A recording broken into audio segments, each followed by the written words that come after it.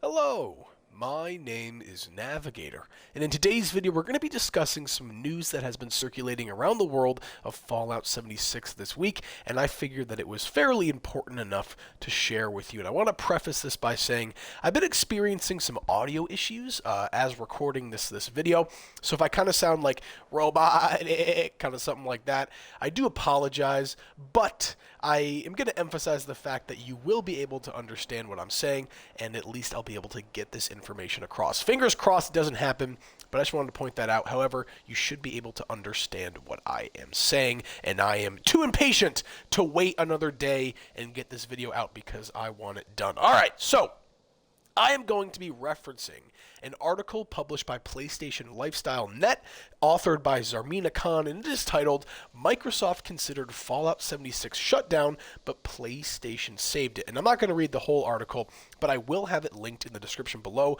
And like Audit the Audit says, give them the credit that they deserve. Alright, so they lead off by saying, how did Sony save Fallout 76? Well, Bethesda's foray into live service in 2018 landed with a thud and failed to woo players and critics. In September 2021, Spencer mentioned in an email that this thing, referencing Fallout 76, has to hit 10 million monthly active users across all platforms or it's time to pull the plug. In other words, Fallout 76's player base at the time did not warrant keeping the servers alive.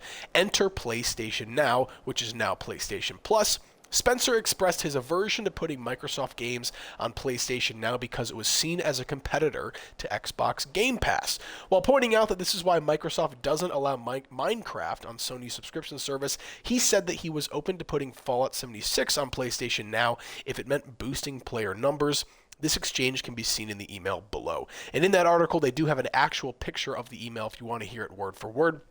But they continue by saying, in light of Spencer's past position, it'll be interesting to see the implications of Sony's Call of Duty deal on PlayStation Plus and Game Pass. And you guys know there was that whole deal with Call of Duty and all that. But I'm just going to briefly kind of read this little article to you. I don't know why I feel different about Fallout 76, so open to the conversation here.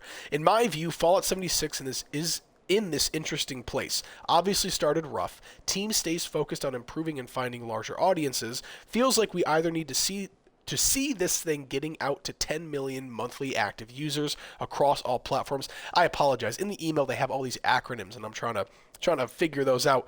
And across all platforms, or decide to move on from it. And if you believe PlayStation Now can support it gaining relevance, then I'm supportive. And as you guys know, that was the best decision to make because putting that on PlayStation Now was a massive thing for the game. It made it a hell of a lot more accessible for a lot of people. I'm sure there are people out there that had literally never heard of the game or had heard so many bad things about it. But since it was being on PlayStation Plus, and I guess in the case of Xbox Game Pass, it gave people an opportunity to not have to go out and buy it. They could just simply download it, try it out for themselves. And honestly, I think a lot of them liked it because we do remember that number. I think it was from the end of last year that there were 13.5 million active players. And I thought that was pretty cool. So that's that article. Once again, I'll have it linked in the description below.